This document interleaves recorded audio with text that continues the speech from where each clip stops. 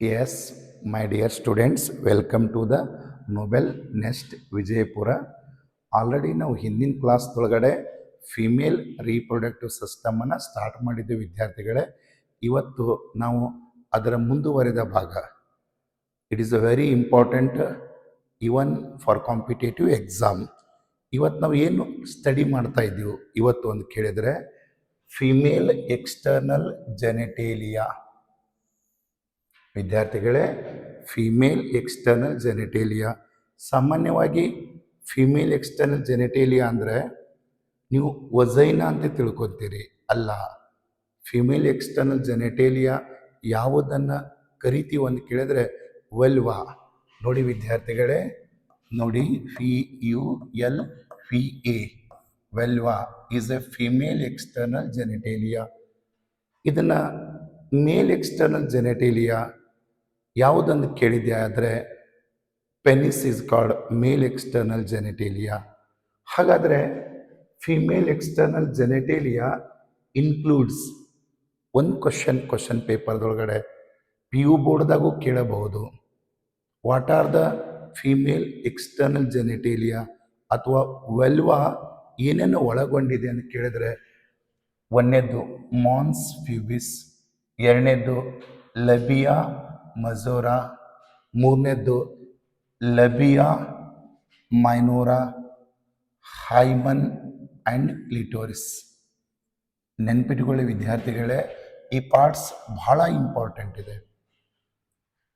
ಮಾನ್ಸ್ ಫ್ಯೂಬಿಸ್, ಲಬಿಯಾ, ನೋಡಿ ಲಬಿಯಾ ಒಂದು, ಮಜೋರಾ ಇನ್ನೊಂದು ಮೈನೋರಾ, ನೆಕ್ಸ್ಟ್ ಹೈಮನ್ ಆ್ಯಂಡ್ ಕ್ಲಿಟೋರಿಸ್. ವಿದ್ಯಾರ್ಥಿಗಳೇ, ಎಕ್ಸಾಮ್ದಾಗ ಏನು ಮಾಡ್ತಾರೆ ಅಂತ ಕೇಳಿದ್ರೆ 4 ಪಾರ್ಟ್ಸ್ಗಳನ್ನು ಕೊಡ್ತಾನೆ. ಅದರಾಗ ಒಂದು ವಜೈನಾ ಅಂತ ಸೇರಿಸ್ತಾನೆ, ಸರ್ವಿಕ್ಸ್ ಅಂತ ಸೇರಿಸ್ತಾನೆ, ಯುಟ್ರಸ್ ಅಂತ ಸೇರಿಸ್ತಾನೆ, ಓರಿ ಅಂತ ಸೇರಿಸ್ತಾನೆ. These are not belongs to the female external genitalia. Female external genitalia what it includes ಅಂತ ಕೇಳಿದ್ದೆ ಆಯಿತು ಅಂದರೆ ಇಲ್ಲಿ ಬರೆದಿರುವಂಥ ಪಾರ್ಟ್ಸ್ಗಳನ್ನು ನಾನು ಆಲ್ರೆಡಿ ಹೇಳಿದ್ದೀನಿ ವಿದ್ಯಾರ್ಥಿಗಳೇ. ಹಾಗಾದರೆ ಒಂದೊಂದು ಪಾರ್ಟ್ಸನ್ನು ನಾನು ಎಕ್ಸ್ಪ್ಲೇನ್ ಮಾಡ್ತೀನಿ. ನೀವು ನನ್ನ ಜೊತೆನೇ ಅದನ್ನು ನೋಟ್ಸ್ ಮಾಡಿಕೊಂಡ್ರು ನಿಮಗೆ ಬಹಳ ಅನುಕೂಲ ಆಗುತ್ತೆ. ಮಾನ್ಸ್ ಫ್ಯೂಬಿಸ್ ಅಂದರೆ ಏನು ವಿದ್ಯಾರ್ಥಿಗಳೇ? It is a cushion of fatty tissue covered by skin and pubic hair. In competitive exam question, how they ask? In female external genitalia, a cushion of a fatty tissue covered by skin and pubic hair. ಅದಕ್ಕೆ ಏನಂತಾರೆ ಅದು ಕೇಳ್ತಾನೆ ವಿದ್ಯಾರ್ಥಿಗಳೇ. ಅದರ ಹೆಸರು ಮಾನ್ಸ್ ಫ್ಯೂಬಿಸ್. ಮಾನ್ಸ್ ಫ್ಯೂಬಿಸ್. ಹಾಗಾದರೆ ಅಲ್ಲಿರುವಂಥ ಹೇರಿಗೆ ಫ್ಯೂಬಿಕ್ hair ಅಂತಾರೆ ವಿದ್ಯಾರ್ಥಿಗಳೇ. ಫ್ಯೂಬಿಕ್ ಹೇರ್, ಫ್ಯೂಬಿಸ್, ಮಾನ್ಸ್ ಫ್ಯೂಬಿಸ್. ಓಕೆ, ಅಲ್ಲಿ ಕುಷನ್ ಅಂದರೆ ಯಾವ ರೀತಿ ಇರುತ್ತೆ ಸ್ವಲ್ಪ ಇಲ್ಲಿ ಡಯಾಗ್ರಾಮೆಟಿಕ್ ಆಗಿ ನಾನು ತೋರಿಸ್ತೀನಿ ನೋಡಿ ವಿದ್ಯಾರ್ಥಿಗಳೇ. ಈ ರೀತಿ see here this part, the upper part like hairs are present here. ಈ ಥರ ಹೇರ್ಸ್ ಇರ್ತಾವೆ. ಕುಷನ್ ಅಂದರೆ ಉಬ್ಬಿರುವಂಥ ಭಾಗ, ಸ್ವೆಲ್ ಆಗಿರುವಂಥ ಭಾಗ. ದಿಸ್ ಈಸ್ ಕಾಲ್ಡ್ ಮಾನ್ಸ್ ಫ್ಯೂಬಿಸ್ ಅಂತ ಕರೀತಾರೆ ವಿದ್ಯಾರ್ಥಿಗಳೇ. ಆ ಮಾನ್ಸ್ ಫ್ಯೂಬಿಸ್ ಆದ ನಂತರ ಲಬಿಯಾ ಮಜೋರಾ. ಲಬಿಯಾ ಆ್ಯಕ್ಚುಲಿ ಇದರ ಅರ್ಥ ಏನು ಅಂತ ಕೇಳಿದ್ರೆ, ಲಬಿಯಾ ಅಂದರೆ ತುಟಿ ಅಂತ ಅರ್ಥ. ಲಬಿಯಾ ಮಜೋರಾ ಅಂದರೆ ಅಲ್ಲಿ ಆನ್ಸರ್ ಹೆಂಗೆ ಹೇಳ್ತಾನೆ ನೋಡಿ, a fleshy folds of tissue which extends down from the mons pubis and surrounded by the vaginal opening. See here, ನೋಡಿ ಈ ಭಾಗವನ್ನು ಸಿಯರ್ ಈ ಥರ ಒಂದು ಫೋಲ್ಡ್ ಬರುತ್ತಾರೆ. ಓಕೆ, ವೆಲ್ವಾ ಇದರೊಳಗಡೆ ಒಂದು ಫೋಲ್ಡ್ ಬರುತ್ತೆ. ಇದನ್ನು ನಾವು ಏನಂತ ಕರೆದೀವಿ ಹೇಳಿ ನೋಡೋಣ? ಮಾನ್ಸ್ ಫ್ಯೂಬಿಸ್ ಅಂತ ಕರೆದೀವ್ರಿ. ದಿಸ್ ಫೋಲ್ಡ್ ಈಸ್ ಕಾಲ್ಡ್ ಏನು ಹೇಳಿ ನೋಡಿ, ಲಬಿಯಾ, ನೋಡಿ ಲಬಿಯಾ ಮಜೋರಾ. ಓಕೆ, ನೆಕ್ಸ್ಟ್ ಲಬಿಯಾ ಮೆಜೋರಾ ಆದ ತಕ್ಷಣ ಏನಿದೆ ಹೇಳಿ ನೋಡೋಣ? ಲಬಿಯಾ ಮಿನೋರಾ. ಲಬಿಯಾ ಮಿನೋರಾ ನೋಡಿ, a paired folds of tissue under the labia majora. ನೋಡಿ, ಈ ಫೋಲ್ಡ್ ಮುಗಿದ ನಂತರ ಇನ್ನರ್ ಸೈಡ್ ಈ ತರ ಫೋಲ್ಡ್ಸ್ ಇದಾವೆ. These are like folds R present here. Inner side ಇದು ಹೊರಗಡೆ ಫೋಲ್ಡ್ಸ್ ಏನಿದೆಯಲ್ಲ ಇದನ್ನ ಲಬಿಯಾ ಮೆಜೋರಾ ಅಂತ ಕರೀತಾರೆ. ಇದು ಒಳಗಡೆ ಈ ತರ ಫೋಲ್ಡ್ಸ್ ಇರುತ್ತಲ್ಲ ಇದಕ್ಕೆ ಏನಂತ ಕರೀತಾರ? ಲಬಿಯಾ ಮೆನೋರಾ ಅಂತ ಕರೀತಾರೆ. ನೋಡಿ, ಒಂದನೇದ್ದು ಮಾನ್ಸ್ ಫ್ಯೂಬಿಸ್ ಇದೆ, ಎರಡನೇದ್ದು ಲಬಿಯಾ ಮೆಜೋರಾ ಇದೆ, ಮೂರನೇದ್ದು ಲಬಿಯಾ ಮೈನೋರಾ ಇದೆ. ಅದು ಮುಗಿದ ನಂತರ ನೋಡಿ ಯಾವ ರೀತಿ ನೋಡಿ, ಲಬಿಯಾ ಮೆನೋರಾ ಪೇರ್ಡ್ ಫೋಲ್ಡ್ಸ್. ಫೋಲ್ಡ್ಸ್ ಅಂದ್ರೆ ಮಡಿಕೆಗಳು, folds of tissue under the labia ಮೆಜೋರಾದ. ನೋಡಿ, ಇಲ್ಲಿ ಮೆಜೋರಾ ಇದೆ, ಇದ್ರೊಳಗಡೆ ಫೋಲ್ಡ್ಸ್ ಗಳಿದ್ದಾವೆ, ಈ ತರ ಮಡಿಕೆಗಳಿದ್ದಾವೆ. ಆ ಮಡಿಕೆಗಳನ್ನ ಮೈನೋರಾ ಅಂತ ಕರೀತಾರೆ. ಮುಂದೆ ನೋಡಿ, ಇದು ಬಹಳ ಇಂಪಾರ್ಟೆಂಟ್ ಪಾರ್ಟ್. ಏನ್ ಹೇಳ್ತಾ ಇದ್ದಾನೆ ಅಂತ ಕೇಳಿದ್ರೆ, ಇಲ್ಲಿ ಇದಕ್ಕೆ ವೈಜನಲ್ ಓಪನಿಂಗ್ ಅಂತ ಕರೀತಾರೆ. ಓಕೆ, ಇದ್ರ ಮುಂದಿರುವಂತಹ ಭಾಗವನ್ನ ಸಿಯರ್, ಇದು ಒಳಗಡೆ ಹೋದ್ರೆ it is known as a vagina. ಇದನ್ನ ವೈಜನಲ್ ಓಪನಿಂಗ್ ಅಂತ ಕರೀತಾರೆ ವಿದ್ಯಾರ್ಥಿಗಳೇ. ಈ ವೈಜನಲ್ ಓಪನಿಂಗ್ ಯಾವ ರೀತಿ ಹೇಳ್ತಾರೆ ನೋಡಿ, ಇಲ್ಲಿ ನಾನು ಹೇಳ್ತಾ ಇರೋದು ಮತ್ತೊಂದು ಭಾಗ ಹೈಮನ್. ಓಕೆ, ಹೈಮನ್ ಅಂದ್ರೆ ಏನು? ಹಾಗಾದ್ರೆ ಹೈಮನ್ ಹೆಣ್ಣು ಮಕ್ಕಳಲ್ಲಿ ಎಲ್ಲಿ ಕಂಡು ಬರುತ್ತೆ ಅಂತ ನಾವು ನೋಡಿದ್ದೇ ಆಯ್ತಂದ್ರೆ ವಿದ್ಯಾರ್ಥಿಗಳೇ, opening the vagina is covered partially by membrane called hymen. ನೋಡಿ ವಿದ್ಯಾರ್ಥಿಗಳೇ, ಇಲ್ಲಿ ನಾನು ಇಲ್ಲಿ ಎಕ್ಸ್ಪ್ಲೇನ್ ಮಾಡ್ತೀನಿ ನೋಡಿ. ಯಾವುದನ್ನ ನಾವು ಇಲ್ಲಿ ಹೈಮನ್ ಅಂತ ಕರಿತೀವ್ರಿ. ಹೈಮನ್ ಅಂದ್ರೆ ಇದು ಏನು ಅಂತ ಕೇಳಿದ್ದೆ ಆಯ್ತಂದ್ರೆ, ಇದು ವೈಜನಲ್ ಓಪನಿಂಗ್ ಇದೆ ಅಂತ ತಿಳ್ಕೊಳ್ಳಿ. ಈ ವೈಜನಲ್ ಓಪನಿಂಗ್ ಅನ್ನ ನೋಡಿ, partially covered by a thin membrane. Partially covered by a thin membrane is called what here? Hymen. ನೋಡಿ, ಎಕ್ಸಾಮ್ದೊಳಗಡೆ hymen is also belongs to the female external genitalia which is called hymen. Very simple. How question is there? See here, the opening of the vagina covered, you remember it is a partially. It means what? Partial ಅಂದ್ರೆ ಏನು ಹೇಳಿ ವಿದ್ಯಾರ್ಥಿಗಳೇ? ಇದು opening ಇದೆ, ಇದು complete ಆಗಿ cover ಆಗಿರಲ್ಲ. ಎಕ್ಸಾಮ್ದಾಗ ಏನ್ ಮಾಡ್ಬಿಡ್ತಾನೆ ವಿದ್ಯಾರ್ಥಿಗಳೇ ನೋಡಿ, ಕವರ್ಡ್ ಫುಲ್ಲಿ ಅಂತ ಬರೀತಾನೆ. ಪಾರ್ಷಿಯಲ್ ಅಂದ್ರೆ ನಾಟ್ ಕಂಪ್ಲೀಟ್ಲಿ, ಇದರ ಅರ್ಥ ಹಾಫ್ ಅಂತಲ್ಲ, ಅಲ್ಲ ಹಾಫ್ ಅಂತಲ್ಲ, ಕಂಪ್ಲೀಟ್ ಆಗಿ ಕವರ್ ಆಗಿರಲ್ಲ. Vaginal opening a membrane called what here? Hymen. ಇದಕ್ಕೆ ನಾವು ಹೈಮನ್ ಅಂತ ಕರಿತೀವ್ರಿ. ಇನ್ನ ಮತ್ತೊಂದು ಪಾರ್ಟ್ ಬರ್ತಾ ಇದೆ, that is called clitoris. Okay, clitoris it is a tiny, means very small finger like structures which lies the upper junction of the two labia minora here above the urethral opening. Here it is called vaginal opening. ಈ vaginal opening the ಮೇಲ್ಗಡೆ ಒಂದು small opening ಇದೆ, ಅದಕ್ಕೆ ನಾವು ಯುರೆಥ್ರಲ್ opening ಅಂತೀವ್ರಿ ಅಥವಾ ಯುರೆಥ್ರಾ ಅಂತ ಕರಿತೀವ್ರಿ. ನೋಡಿ, in case of female external ಜೆನೆಟೇಲಿಯಾದಲ್ಲಿ ಅರ್ಥ ಮಾಡ್ಕೊಳ್ಳಿ, ಇದು ವೈಜನಲ್ ಓಪನಿಂಗ್ ಇದೆ, ಇದು ಯುರೆಥ್ರಲ್ ಓಪನಿಂಗ್ ಇದೆ. ಇವು ಎರಡೂ ಕಡೆ ಎ ಪೇರ್ ಆಫ್ ಲೆಬಿಯಾ. ನೋಡಿ, ಇಲ್ಲಿ ಬಹಳ ವೆರಿ ಇಂಟ್ರೆಸ್ಟಿಂಗ್, ಅಲ್ಲಿ ಹೆಂಗೆ ಹೇಳುತ್ತೆ, clitoris a finger like structures which lies the upper junction of the two labia minora. ಸೀಟಾಗಿ ಏನ್ ಕೇಳ್ತಾನಂದ್ರೆ, upper junction of two labia minora ಬದಲಾಗಿ ಮೆಜೋರಾ ಯೂಸ್ ಮಾಡ್ತಾನೆ. ಇಂಥವ್ ನಿಮ್ಗೆ ಕಾಂಪಿಟೇಟಿವ್ ಎಕ್ಸಾಮ್ ಒಳಗಡೆ ಸಿಯರ್ ನೋಡಿ, ಕಂಪ್ಲೀಟ್ ಹೊರಗಡೆ ಇದ್ದಿದ್ದು ಮೆಜೋರಾ ಇದೆ, ಅದ್ರ ಒಳಗಡೆ ಬರ್ತಾ ಇರುವಂತ ಫೋಲ್ಡಿಂಗ್ ಇವಕ್ಕೆ ಏನಂತ ಕರೆದಿರಿ ಹೇಳಿ ನೋಡೋಣ. ಇವಕ್ಕೆ ಲಬಿಯಾ ಮೈನೋರಾ. ಈ ಲಬಿಯಾ ಮೈನೋರಾ ನೋಡಿ, ಯುರೆಥ್ರದ ಮೇಲ್ಗಡೆ ಏನಿದೆ ಅಂತ ಕೇಳಿದ್ರೆ ಫಿಂಗರ್ ಲೈಕ್ ಪ್ರೊಜೆಕ್ಷನ್ ಇದೆ. ಇದಕ್ಕೆ ಏನಂತ ಕರೀತಾ ಇದ್ದಾರೆ ಹೇಳಿ ನೋಡೋಣ? ಕ್ಲಿಟೋರಿಸ್ ಅಂತ ಕರೀತಾರೆ. ಕ್ಲಿಟೋರಿಸ್ ಗಿವ್ಸ್ ದ ನೋಡಿ ಪ್ಲೆಸರ್ ಪ್ಲೆಸರ್ ಅಂದ್ರೆ ಸೆಕ್ಸುವಲ್ ಇಂಟರ್ಕೋರ್ಸ್ ಮಾಡುವ ಸಮಯದಲ್ಲಿ ಅಥವಾ ಗಂಡ ಹೆಂಡತಿ ನೋಡಿ ಸಂಭೋಗ ಕ್ರಿಯೆಯಲ್ಲಿ ಇದು ಈ ಕ್ಲಿಟೋರಿಸ್ ಪಾತ್ರ ಬಹಳ ಇಂಪಾರ್ಟೆಂಟ್ ಆಗಿರುತ್ತೆ. ಇದು ಓಕೆ, ಒಂದು ಪ್ಲೆಸರ್ ಕೊಡುತ್ತೆ, ಒಂದು ಸಂತೋಷ ಕೊಡುತ್ತೆ ಅನ್ನುವಂತ ಭಾಗ ಯಾವುದಂತ ಕೇಳಿದ್ರೆ ಕ್ಲಿಟೋರಿಸ್. ಸಿಡಿ ಕ್ವಶನ್ ಪೇಪರ್ದಾಗ ಏನ್ ಕೇಳ್ತಾರೆ ವಿದ್ಯಾರ್ಥಿಗಳೇ, ಕ್ಲಿಟೋರಿಸ್ ಎಲ್ಲಿ ಕಂಡು ಬರುತ್ತೆ? ಈ ರೀತಿ ಒಂದು ಕ್ವಶನ್ ಪೇಪರ್ ಬರೋ ಸಾಧ್ಯತೆ ಇದೆ. ಯಾವ ರೀತಿ ಇದೆ ಹೇಳಿ ನೋಡು. ಯುರೆಥ್ರಲ್ ಓಪನಿಂಗ್ ದ ಮೇಲ್ಗಡೆ ಇದೆ, ಎಕ್ಸಾಕ್ಟ್ ಎಲ್ಲಿದೆ ಅಂತ ಕೇಳಿದ್ರೆ ಸಿಯರ್ ಲೆಬಿಯಾ ಮೈನೋರ ಏನ್ ಎರಡು ಇದಾವ್ರಿ, ಇವೆರಡು ಏನು ಕೂಡಿದ ಜಂಕ್ಷನ್ ಅದಾವಲ್ಲ, ಆ ಜಂಕ್ಷನ್ ದಲ್ಲಿ ಈ ತರ ನೋಡಿ ಫಿಂಗರ್ ಲೈಕ್ ಒಂದು ಸ್ಟ್ರಕ್ಚರ್ ಕಂಡು ಬರುತ್ತದೆ. ಅವಕ್ಕೆ ಏನಂತ ಕರೀತಾರೆ ಹೇಳಿ ನೋಡೋಣ, ಕ್ಲಿಟೋರಿಸ್ ಅಂತ ಕರೀತಾರೆ. That is known as what here ಕ್ಲಿಟೋರಿಸ್.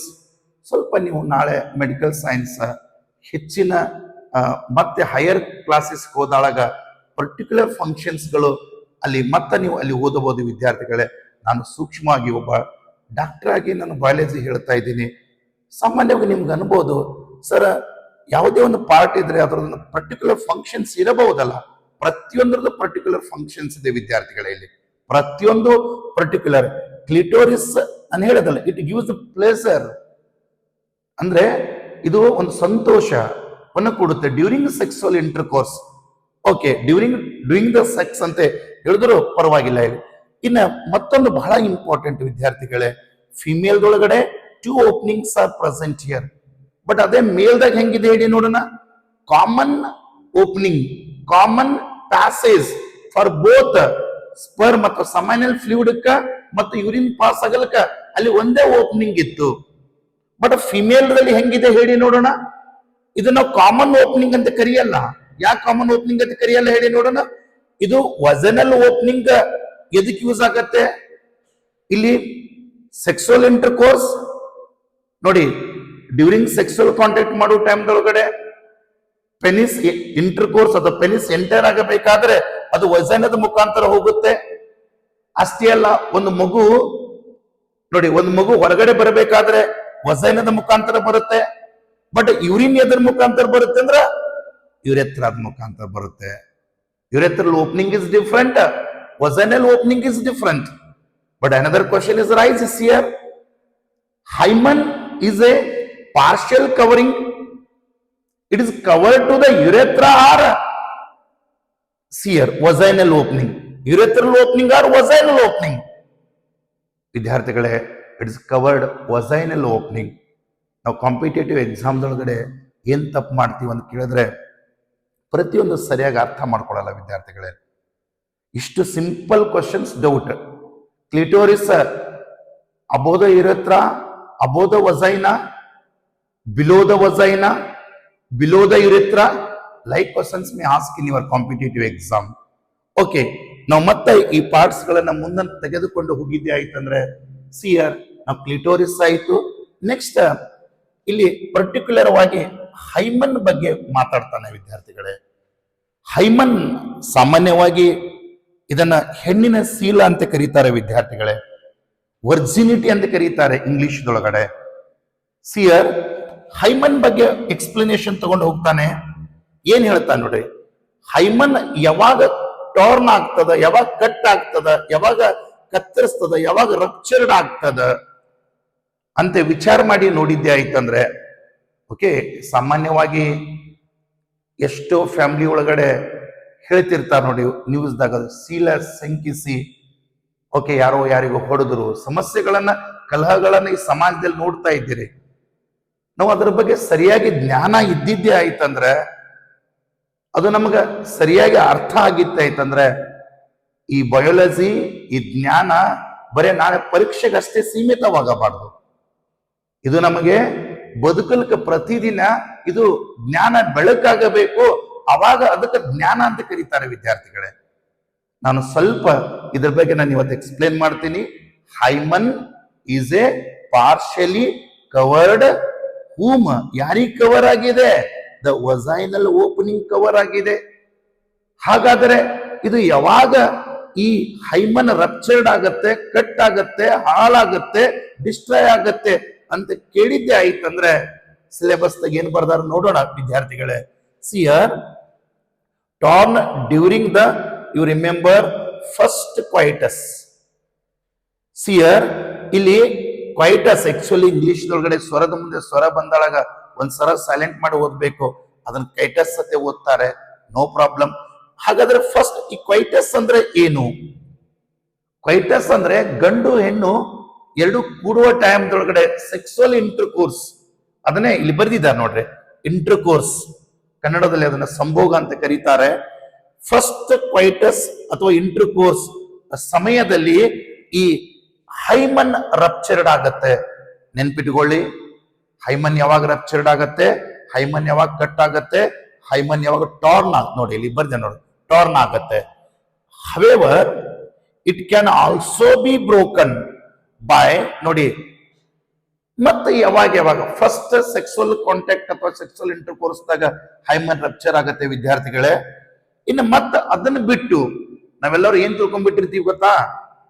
ಸಾಮಾನ್ಯವಾಗಿ ಒಂದು ಹೈಮನ್ ರಪ್ಚರ್ ಆಗಿದೆ ಅಂದ್ರೆ, ಹೈಮನ್ ಕಟ್ ಆಗಿದೆ ಅಂದ್ರೆ, ಹೈಮನ್ ಹಾಳಾಗಿದೆ ಅಂದ್ರೆ ಆ ಹೆಣ್ಣು ಮಗು, ಆ ಹುಡುಗಿ, ಅವಳು ಯಾರ ಜೊತೆನೆ ಸೆಕ್ಸುವಲ್ ಕಾಂಟ್ಯಾಕ್ಟ್ ಮಾಡಿದಾಳ ಅಂತೇಳಿ ಒಂದು ನಿರ್ಧಾರಕ್ಕೆ ಬಂದ್ಬಿಡ್ತೀವಿ ವಿದ್ಯಾರ್ಥಿಗಳೇ. ತಪ್ಪು ವಿದ್ಯಾರ್ಥಿಗಳೇ. ಯಾಕಂತ ಕೇಳಿದ್ರೆ ಪ್ರತಿಯೊಂದನ್ನ ಸರಿಯಾಗಿ ಅರ್ಥ ಮಾಡ್ಕೊಳ್ಳಾರೆ ಯಾರೋ ಒಂದು ಹೇಳಿರುವಂತ ಮಾತವನ್ನ ನಾವು ಅದನ್ನೇ ನಂಬಿಡ್ತೀವಿ. ಅದಕ್ಕೆಲ್ಲ ಜ್ಞಾನ ಎದಕ್ ಬೇಕು ಅಂತ ಕೇಳಿದಾಗ ಇಂಥ ವಿಷಯದೊಳಗಡೆ ನಮ್ಮ ಜ್ಞಾನ ಸಂಪೂರ್ಣವಾಗಿ ಬೇಕಾಗತ್ತೆ. ನೋಡಿ, ಆ ಹೈಮನ್ ಇನ್ ಪಾರ್ಶಲ್ ಕವರ್ಡ್ ಆಗಿರುವಂತಹ ಒಂದು ಮೆಂಬ್ರೇನ್ ನೋಡಿ, ಸಡನ್ ಫಾಲ್, ಒಂದು ಹೆಣ್ಣು ಮಗು ಮೇಲಿನಿಂದ ಜೋರಾಗಿ ಜಿಗದಾಳಗ, ಮೇಲಿಂದ ಕೆಳಗಡೆ ಬಿದ್ದಾಳಗೂ ಸಹಿತ ಹೈಮನ್ ರಪ್ಚರ್ಡ್ ಆಗತ್ತೆ. ಜೋಲ್ಟ್, ಜೋಲ್ಟ್ ಅಂದ್ರೆ ಕುಲ್ಕುದು, ಜೋರಾಗಿ ಹಿಂಗ ಸ್ಪೀಕಿಂಗ್ ಮಾಡು, ಜೋರಾಗಿ ಜಿಗಿತಾರಲ್ಲ, ಆ ಸಮಯದಲ್ಲಿಯೂ ಸಹಿತ ಈ ಹೈಮನ್ ರಪ್ಚರ್ಡ್ ಆಗತ್ತೆ ವಿದ್ಯಾರ್ಥಿಗಳೇ. Next, insertion of vaginal tampon, very important. ಹೆಣ್ಣು ಮಕ್ಕಳಿಗೆ ಸಾಮಾನ್ಯವಾಗಿ ಇದ್ರ ಬಗ್ಗೆ ಗೊತ್ತಿರುತ್ತೆ, ಬಟ್ ಸ್ವಲ್ಪ ನಾನು ಇದ್ರ ಬಗ್ಗೆ ಹೇಳ್ತೀನಿ ನೋಡಿ. ವೈಸನಲ್ ಟೆಂಪಾನ್ ಅಂದ್ರೆ ಯಾವುದು ಕರೀತಾರೆ? ಸಾಮಾನ್ಯವಾಗಿ ಹೆಣ್ಣು ಮಕ್ಕಳಲ್ಲಿ ಡೇಟ್ ಆದಾಗ ಪ್ಯಾಡ್ ಯೂಸ್ ಮಾಡ್ತಾರೆ. ಹೆಣ್ಣು ಮಗಳಲ್ಲಿ ಓಕೆ ಪ್ಯಾಡ್ ಅನ್ನು ಯೂಸ್ ಮಾಡ್ತಾರೆ. ಯಾಕೆ ಯೂಸ್ ಮಾಡ್ತಾರೆ ಅಂತ ಕೇಳಿದ್ರೆ ಆ ಬ್ಲೀಡಿಂಗ್ ಅಲ್ಲೇ ನಿಂದಿರಬೇಕು ಅಂತೇಳಿ ಯೂಸ್ ಮಾಡ್ತಾರೆ. ಬಟ್ ವೈಸನಲ್ ಟೆಂಪಾನ್ ಅಂದ್ರೆ ಎದಕ್ಕೆ ಕರೀತಾರೆ ಅಂದ್ರೆ, ಇದು ಪ್ಯೂರ್ ಆರ್ಗ್ಯಾನಿಕ್ ಕಾಟನ್ ಇಂದ ಮಾಡಲ್ಪಟ್ಟಿರ್ತಾರೆ. ಈ ವಜೈನಾ ಏನಿರುತ್ತೆ, ವೈಸನಲ್ ಕೆನಾಲ್, ಇದ್ರ ಮುಖಾಂತರ ಕಂಪ್ಲೀಟ್ ಆಗಿ ಒಳಗಡೆ ಇನ್ಸರ್ಟ್ ಮಾಡ್ತಾರೆ. ಇದು ಒಳಗಡೆನೆ ಇನ್ಸರ್ಟ್ ಮಾಡ್ತಾರೆ. ಅವಾಗ ನೋಡಿ, ಅದು ಒಳಗಡೆ ಬ್ಲೀಡ್ ಏನಾಗ್ತಾ ಇರೋ, ರಕ್ತ ಬರ್ತಾ ಇರುತ್ತೆ ಅಲ್ಲ ಹೆಣ್ಣು ಮಕ್ಕಳ, ದಟ್ಸ್ 5 days ನೀವು ಹೇಳ್ತಿರಲ್ಲ ಬ್ಲೀಡಿಂಗ್ ಪೀರಿಯಡ್ ಒಳಗಡೆ ರಕ್ತ ಸ್ರಾವ ಆಗೋ ಟೈಮ್, ಆ ರಕ್ತವನ್ನು ಇಲ್ಲೇ ಹೀರಿಕೊಳ್ಳುತ್ತೆ.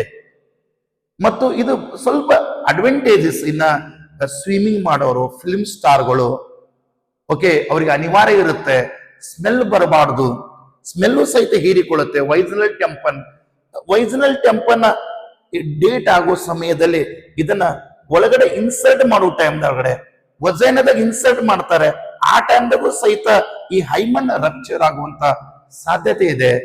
ಸ್ವಲ್ಪ ಇದನ್ನ ಜ್ಞಾನ ಹೆಂಗಿದೆ ನೋಡಿ. ನಾವು ಪ್ರತಿನಿತ್ಯ ನಾವು ಇವನ್ನೆಲ್ಲ ನಾವು ಹೆಣ್ಣು ಮಕ್ಕಳಲ್ಲಿ ಸಾಮಾನ್ಯವಾಗಿ ಪ್ರತಿ ತಿಂಗಳ ಇದು ಆಗ್ತಾ ಇರುತ್ತೆ.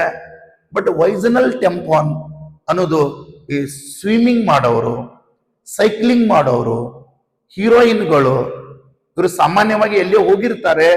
ಆ ಟೈಮ್ದೊಳಗಡೆ ಏನೋ ಡೇಟ್ ಅಥವಾ ಮೆನ್ಸ್ಟ್ರಲ್ ಸೈಕಲ್ ಆಗಿದ್ರೆ ಆ ಸಮಯದಲ್ಲಿ ಅವರು ಈ ವೈಸನಲ್ ಟೆಂಪಾನ್ಗಳನ್ನ ಯೂಸ್ ಮಾಡ್ತಾರೆ. ಆ ಸಮಯದಲ್ಲಿ ಸಹಿತ ಮದಿ ಆಗುವಕ್ಕಿಂತ ಮೊದಲ ವೈಸನಲ್ ಟೆಂಪಾನ್ ಯೂಸ್ ಮಾಡುವುದರಿಂದ ಹೈಮನ್ ರಪ್ಚರ್ ಆಗಬಹುದು ಅಂತ ಹೇಳ್ತಾ ಇದ್ದಾನೆ. ಹಾಗಾದರೆ my dear students, you understood for what are the reasons to torn or rupture the hymen ಅಂತ ಕೇಳಿದ್ದೆ ಆಯ್ತಂದ್ರೆ ನೋಡಿ, ಫಸ್ಟ್ ಸೆಕ್ಸುವಲ್ ಇಂಟರ್ಕೋರ್ಸ್ದಾಗ ಆಗಬಹುದು, ಸಡನ್ ಫಾಲ್ ಆಗಿರಬಹುದು, ಜೋಲ್ಟ್ ಆಗಿರಬಹುದು, insertion of the vaginal tampon ಆಗಿರಬಹುದು.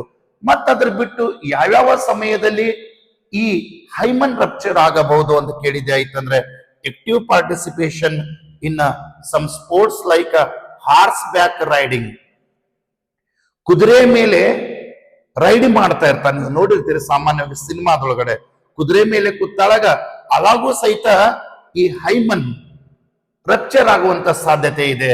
ಓಕೆ, ಸೈಕ್ಲಿಂಗ್, ಈ ತರ ಸೈಕ್ಲಿಂಗ್ ನೋಡಿ, ಹಿಂಗ್ ಸೈಕ್ಲಿಂಗ್ ಹೊಡಿತಾ ಇರ್ತಾರಲ್ಲ ವಿದ್ಯಾರ್ಥಿಗಳೇ, ಆ ಸಮಯದಲ್ಲೂ ಸಹಿತ ಈ ಹೈಮನ್ ರಪ್ಚರ್ಡ್ ಆಗಬಹುದು. In some women the hymen persist even after the coitus. You remember, ಇದು ಬಹಳ ಇಂಪಾರ್ಟೆಂಟ್ ಇದೆ. ಪ್ರತಿಯೊಂದು ಹೆಣ್ಣು ಮಕ್ಕಳ ಜೀವನದಲ್ಲಿ, ಸ್ಪೆಷಲಿ ಭಾರತ ದೇಶದಲ್ಲಿ, ಈ ಶೀಲ, ವರ್ಜಿನಿಟಿ ಇವೆಲ್ಲ ನೀವು ಕೇಳ್ತಾ ಇರ್ತೀರಿ ಹೊರಗಡೆ ಈ ಶಬ್ದಗಳನ್ನ. ಬಹಳ ಜನ ಇದ್ರ ಬಗ್ಗೆ ಮಾತಾಡಬೇಕಾದ್ರೆ ಏನೋ ಒಂದು ಮುಜುಗರ ಆಗತ್ತಾರೆ. ಇಲ್ಲ, ನಮ್ಮ ದೇಹದಲ್ಲಿರುವಂತ ಒಂದು ಭಾಗ ಅಷ್ಟೇ. ನಮ್ಮ ದೇಹದೊಳಗಡೆ ಎಷ್ಟೋ ಭಾಗಗಳಿದ್ದಾವೆ. ಅದೇ ರೀತಿನೇ ನಾವು ಇದೊಂದು ಭಾಗ, ಆ ಭಾಗದೊಳಗಡೆ ಅದರ ಬಗ್ಗೆ ನಮ್ಗೆ ಅರಿವಿರಬೇಕು. ಯಾಕಂದ್ರೆ ನಾನು ಮೊದಲೇ ಹೇಳ್ದಂಗೆ, ನಾನು ಒಬ್ಬ ಮೆಡಿಕಲ್ ಅಧ್ಯಯನ ಮಾಡಿ ಒಬ್ಬ ಶಿಕ್ಷಕ ವೃತ್ತಿಯಲ್ಲಿ ಬಂದಿರುವುದರಿಂದ ತಮಗೆ ಸ್ವಲ್ಪ ಸವಿಸ್ತಾರವಾಗಿ ತಿಳಿಸ್ತಾ ಇರುವುದು. ವಿದ್ಯಾರ್ಥಿಗಳೇ, ಹೆಂಗೆ ಹೇಳ್ತಾ ಇದ್ದ ನೋಡಿ, ಹೆಣ್ಣು ಮಗಳ ಜೀವನದಲ್ಲಿ hymen not decide the virginity of the girl. ಒಂದು ಹುಡುಗಿ ಇವಳು ವರ್ಜಿನ್ ಅದಾಳೋ ಇಲ್ಲೋ, ಇವಳು ಶೀಲ ಅನ್ನುವಂಥ ಶಬ್ದ ಏನು ಯೂಸ್ ಮಾಡ್ತಾರಲ್ಲ, ಅದು ಹೈಮನ್ನ ಡಿಸೈಡ್ ಮಾಡಲ್ಲ. ಯಾಕೆ ಡಿಸೈಡ್ ಮಾಡಲ್ಲ ಅಂತ ಕೇಳಿದ್ರೆ, ಅದು ಫಸ್ಟ್ ಇಂಟರ್ ಕೋರ್ಸ್ ದಿಂದ ರಪ್ಚರ್ ಆಗಬಹುದು, ಅದ್ರ ಬಿಟ್ಟು ಬೇರೆ ನಾನಾ ಕಾರಣಗಳಿಂದ ರಪ್ಚರ್ ಆಗಬಹುದು. ಅಷ್ಟೇ ಅಲ್ಲ ವಿದ್ಯಾರ್ಥಿಗಳೇ, ಸೆಕ್ಸುವಲ್ ಇಂಟರ್ ಕೋರ್ಸ್ ಮಾಡಿದರೂ ಸಹಿತ ಕೆಲವು ಹೆಣ್ಣು ಮಕ್ಕಳಲ್ಲಿ ಹೈಮನ್ ರಪ್ಚರ್ ಆಗದೇ ಇರಬಹುದು.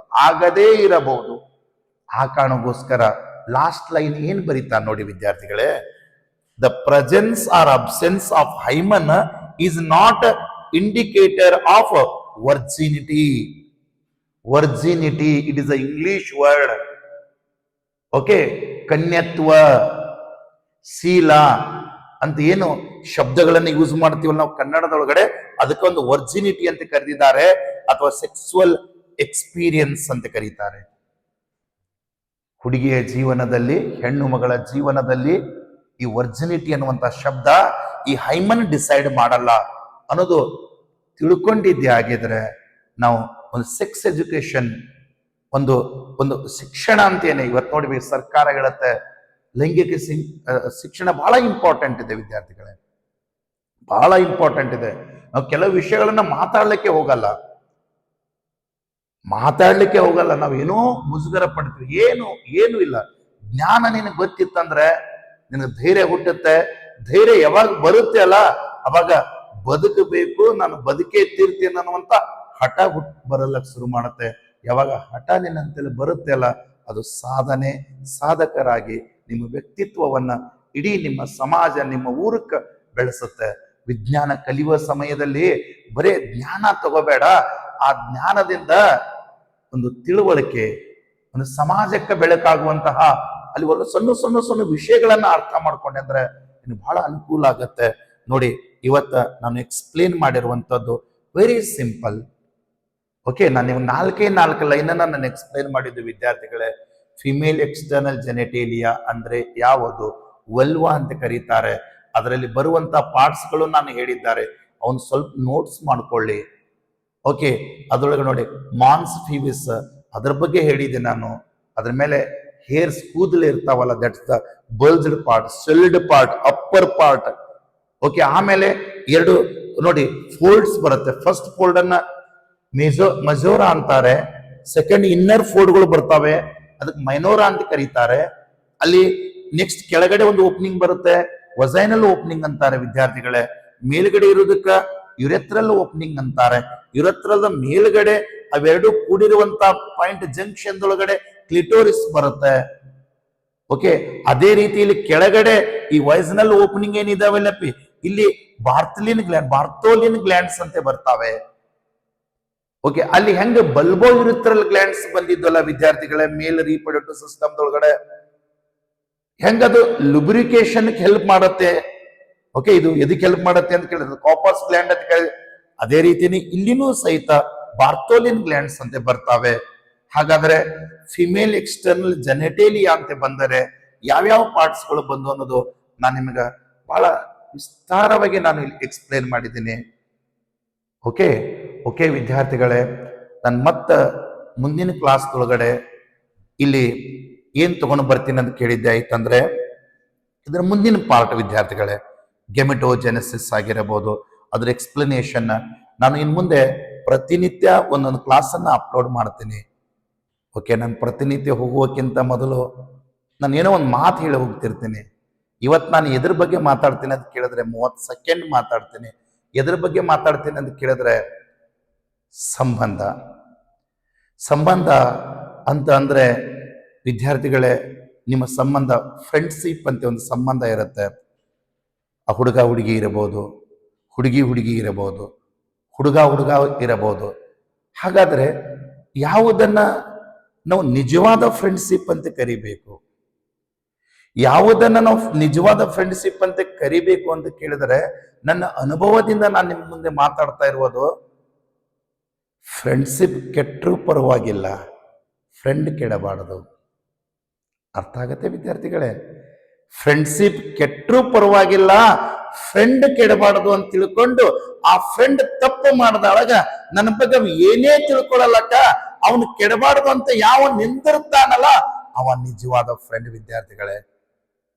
4 ದಿನ ನಿನ್ ಬಿಟ್ಟು ಹೋಗಿರಬಹುದು ಅಥವಾ ಅವನು ಬಿಟ್ಟು ನೀನು ಹೋಗಿರಬಹುದು, ಬಟ್ ಒಂದಿನ ಅವನಿಗೆ ಅರ್ಥ ಆಗತ್ತೆ ನನ್ಗೋಸ್ಕರ ಅವನು ಏನೇನು ಮಾಡಿದ ಅಂತ ಹೇಳಿ. ಯಾವಾಗ ನಿನಗೆ ಅರ್ಥ ಆಗತ್ತೆ ಅಲ್ಲ, ಅರ್ಥ ಆಗ ದಿವಸ ಹೊಳ್ಳಿ ಆ ಫ್ರೆಂಡ್ಶಿಪ್ ಉಳಿಯುತ್ತೆ ಅಂತ ಹೇಳ್ತೀನಿ ವಿದ್ಯಾರ್ಥಿಗಳೇ. ಮತ್ತೆ ಮುಂದಿನ ಕ್ಲಾಸ್ನ ಬರ್ತೀನಿ. ನಮಸ್ಕಾರ ವಿದ್ಯಾರ್ಥಿಗಳೇ, ಹೋಗಿ ಬರ್ತೀನಿ ವಿದ್ಯಾರ್ಥಿಗಳೇ.